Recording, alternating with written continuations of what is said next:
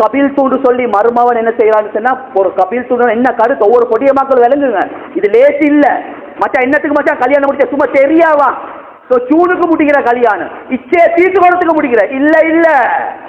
அமானிதத்துடைய ஆரம்பம் இங்க ஆரம்பிக்குது.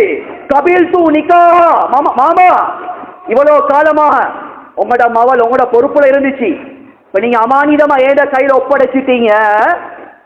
இப்ப நான் என்ன செய்வேன், சொர்க்கத்துல கொண்டு போயிட்டு சேர்க்கும் வரையில ஏண்ட பொறுப்புண்டு தான் மவளை நாங்க எடுத்தோம்.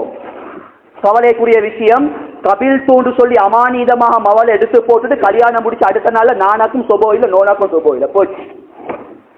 நடக்குதா இல்லையா? இன்னைக்கு ஒன்னாவது பொறுப்புல குறை செஞ்சோம், கபில் தூண்டு சொல்லி மவளை பொறுப்பெடுத்தோம். மாமா ஒன்று யோசிக்க வேணும், சொர்க்கத்துல கொண்டு போயிட்டு சேர்க்கும் வரையில ஏத பொறுப்புண்டு தான் மவளை அமானிதமா எடுத்தோம். அல்லாஹ் பாதுகாக்க கல்யாணம் முடிச்சு ஒன்னாவது நாளே சுபஹ இல்லாட்டி, ஒன்னாவது நாளே ஃபஜ்ர் இல்லாட்டி, சுப்ஹானல்லாஹ். ஸல்லல்லாஹு அலைஹி வஸல்லம் அவங்க என்ன சொன்னாங்க? ஸல்லல்லாஹு அலைஹி வஸல்லம் அவங்க தஹஜ்ஜுத் தொழுகைக்கோ ஃபஜ்ர் தொழுகைக்கோ முதலாவது கணவர் எழும்புறாரு, தன்னுடைய மனைவி எழுப்பாற்றுறாரு. மனைவி கொஞ்சம் எழும்புறதுக்கு மறுக்கிறார், கொஞ்சம் தண்ணி எடுத்து தொளிக்கிறார். அல்லாஹ் அந்த கணவன் வாழ்க்கையில ரஹ்மத் செய்யட்டும், ரசூலோட துஆ இருக்கு. அதே மாதிரி மனைவி ஃபர்ஸ்ட் எழும்புறா, கணவனை எழுப்பாற்றா, அவட பொறுப்பு. கணவன் கொஞ்சம் எழும்புறதுக்கு மறுக்கிறாரு, கொஞ்சம் தண்ணி எடுத்து லேசா தொளிக்கிற, அல்லாஹ் அந்த மனைவிட வாழ்க்கையில ரஹ்மத் செய்யட்டும். இப்படி யார் யாரெல்லாம் துஆ பெற்றுக் கொண்டாங்களோ கண்ணியமானவரோ, ஒரு நாளைக்கு 1000 ரூபாய் சம்பாதிச்சாலும் அல்ல நிம்மதியா சந்தோஷம் அல்ல வாழ வைப்பான். இந்த குடும்ப வாழ்க்கையில கண்ணியமான சோதனை இன்னைக்கு ஆகப்பெரிய ஒரு சூனியன் தான் எங்களோட மத்தியில, எங்களோட சமுதாயத்துக்கு மத்தியில ஃபஜ்ர் தொழுகை இல்லாமல் போனது, தஹஜ்ஜுத் தொழுகை இல்லாமல் போனது. தஹஜ்ஜுக்கு எழும்பி கணவன் மனைவி 2 பேர் முஸல்லாவை போட்டு தொழுந்த காலங்கள் எப்பயாவது அவங்களுக்கு நினைவிருக்கா? பொறுப்பு கண்ணியமான சகோதரர்களை, இது எங்களோட மகன்மார்களுக்கு நாங்கள் சொல்லிக் கொடுக்கணும். கண்ணியமான சகோதரர்களே, எங்களோட நீயத்து சரியா இருக்கணும். ஏன் கல்யாணம் முடிக்கிறார்? சுப்ஹானல்லாஹ், இப்னு மஸ்ஊத் ரலியல்லாஹு தஆலா அவங்க சொல்றாங்க, ஒருத்தர் திருமணம் முடிக்க போக்கல இது அமானிதம் என்று சொல்லி உள்ளத்தால சுமந்த நிலைமையில தன்னை பாவத்திலிருந்து ஹராத்திலிருந்து பாதுகாக்கணும், இது அல்லாஹ்வுடைய கட்டளைன்னு சொல்லி யாரு கல்யாணம் முடிக்கிறாங்களோ, இப்னு மஸ்ஊத் ரலியல்லாஹு தஆலா சொல்றாங்க, அல்லாஹ் அவனுக்கு கட்டாயமாக்கிட்டானாம் இவர்களை செல்வத்தோடு வாழ வைக்கிறது. சுப்ஹானல்லாஹ், அல்லாஹ் பாரம் எடுத்துட்டான். இவனோட நீயத்து நல்ல எண்ணம் நல்ல எண்ணம் சரியாக இருக்கணும். இன்னமல்ல அமாலு பின்னியாத், எண்ணமே பில. மவல்மார்கள் படிக்க போக்கல பிராக்டிக்கல் இருக்கிற விஷயத்த சொல்ற உம்மா சொல்ற என்ன தெரியுமா, நல்ல படிமவள் படிச்சு நல்ல முன்னுக்கு வர வேணும். முன்னுக்கு வந்து ஒரு தொழிலோடு நீ செய்யணும்.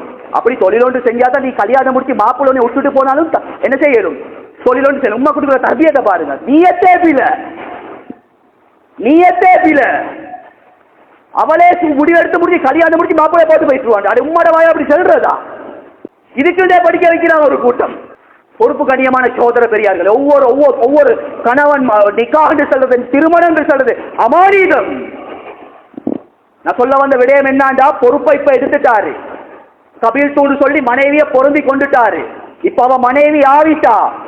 மனைவி எப்படியாப்பட்ட மனைவி ஆவிட்டான்னு சொன்னா, ஷரியத் சொல்லுது வந்து கணவன் மௌத்தா போனா கணவன் சொத்துல இருந்து 8 மனைவிக்கு போக வேணும். இப்ப உதாரணத்துக்கு சொல்லுவோம், பள்ளியில் அக்கத் நடக்குது, அக்கத் நடந்து வெளியே போக்கல மாப்பிள்ளைக்கு ஹார்ட் அட்டாக் கொண்டு வந்து அப்படி மௌத்தா போயிட்டாரு.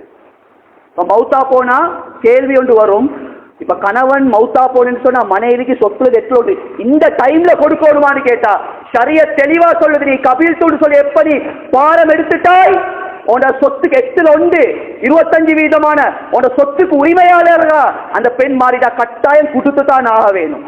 கிளவிமார்கள் மார்க்கம் பேசுவாங்க, அது எப்படி கொடுக்குறது, கல்யாணம் மட்டும் தானே முடிஞ்சிருக்கி, இன்னும் கணவன் ஒரு விரல் கூட என் மவள் மேல படலன்னு சொல்லி நியாயம் பேசுவாங்க. சரியா சொல்லுது, கபில் தூண்டுறது நான் சாதாரணமானது இல்ல, அவர் பொறுப்பெடுத்துட்டார் என்ன மனைவின்னு சொல்லி இவர் மௌத்தா போனா சொத்துல கொடுத்தே ஆகும். அவ்வளவு ஒரு முக்கியமான விஷயம் தான் நிக்கான்றது, கபில் தூண்டு சொல்றது. எத்தனை பேர் நாங்க விளங்கி வச்சிருக்கிறோம் கண்ணியமான சகோதரர்களே பெரியார்களே. அதனால ஒவ்வொரு வாலிபர்களும் கல்யாணத்தை சும்மா சடங்கு ரூபமா இருக்கவானும், கல்யாணத்தை அலங்கரிச்சது போதும். ஒரு அமானித தள்ள கையில ஒப்படைச்சிருக்கிறான், இது ஒரு அமானிதமாக உள்ளத்தால் அதை பாரமெடுங்க. தன்னோட மனைவியிட பொறுப்பு ஹக்குகள் என்ன என்றதை விளங்குங்க.